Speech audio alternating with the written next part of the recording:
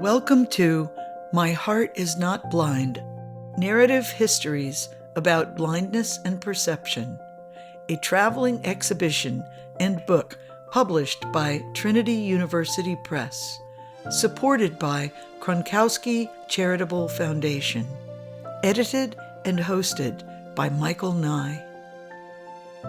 Every person, every place is a map to somewhere else.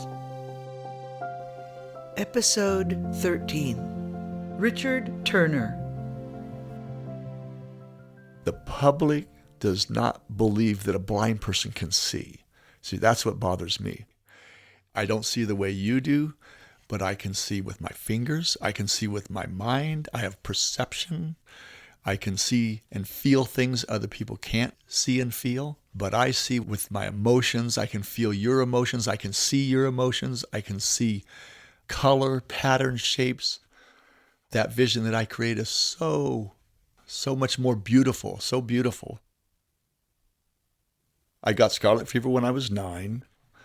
My sister Lori also caught scarlet fever, and she was sick, and we were both quarantined. Eventually, I got better, went back to school, and one day I could see the print on the chalkboard, and the next day I couldn't. Well, my mother was kind of heartbroken over it, and she started crying and just held me when the specialist told her that it was a degeneration. The retina was degenerating, and that it was going to continue, and it was not correctable. The kids did start making fun of me when I started losing my vision. I did not want to be a weakling. I did not want to be a coward.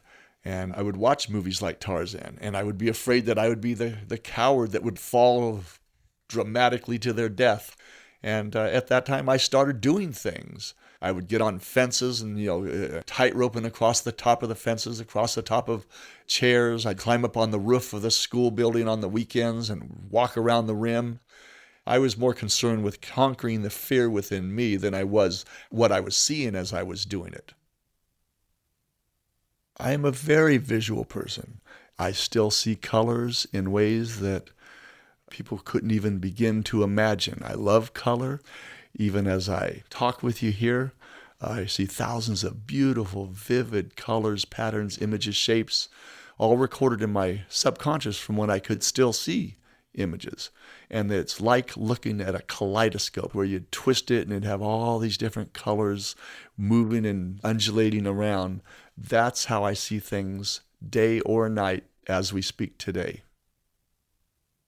When I was young, I fell in love with the character Maverick and the things he could do with the cards. I started playing with cards. I became obsessed with playing with cards and playing cards. I loved it. And then I started getting some attention when I was like 19. I started working with people that knew more things about cards, and that was fun for me. When I first started practicing with cards to the present, I've logged around 134,000 hours of practice.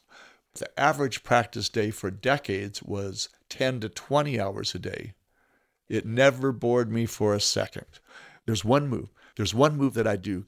It's considered the most difficult of all moves. Nobody else has been able to do it.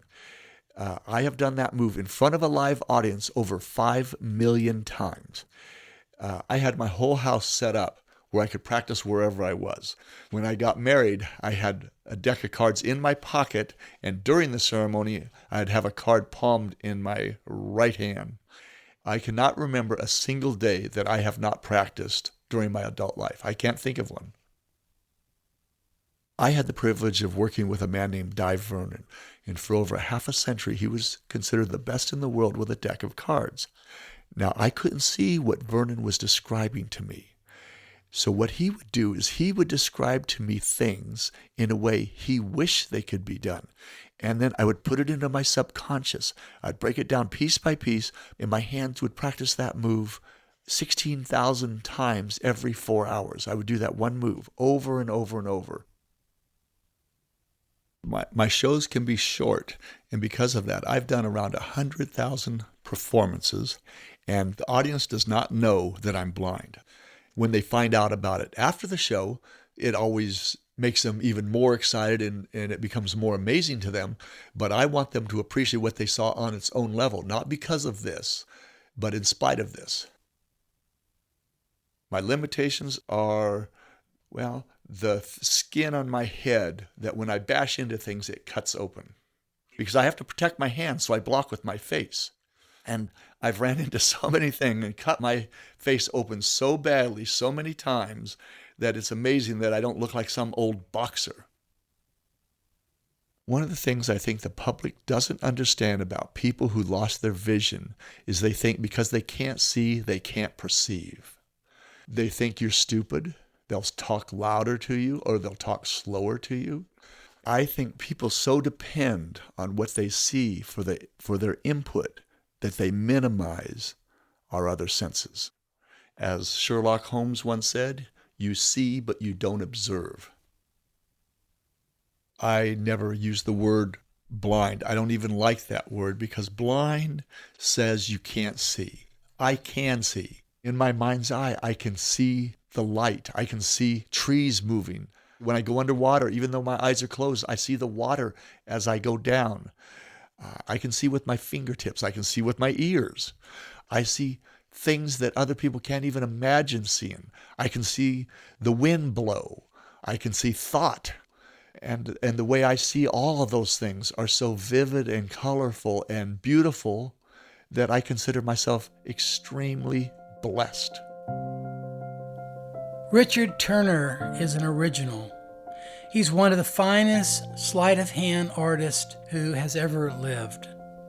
He has entertained and mystified millions of people around the world. When he performs on stage, no one knows he is blind. He says it really doesn't matter at all.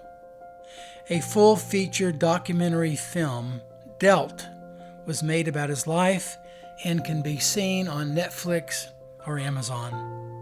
Richard told me to be able to see everything can make us cognitively lazy. The visual sense overpowers and dominates all of our other senses. Richard said, I think I see much more than everyone else, and I have to make sure I'm not arrogant about it. Richard, his wife Kim, his son Asa all live in San Antonio, Texas. I've never met anyone who has a vision like Richard. He has been tested, he's funny, he's humble, and he is kind. Join me next week. 2 new episodes will be released. Please subscribe, rate, and review this podcast. There are so many ways, different ways, to experience moments to their fullest. Thank you for listening.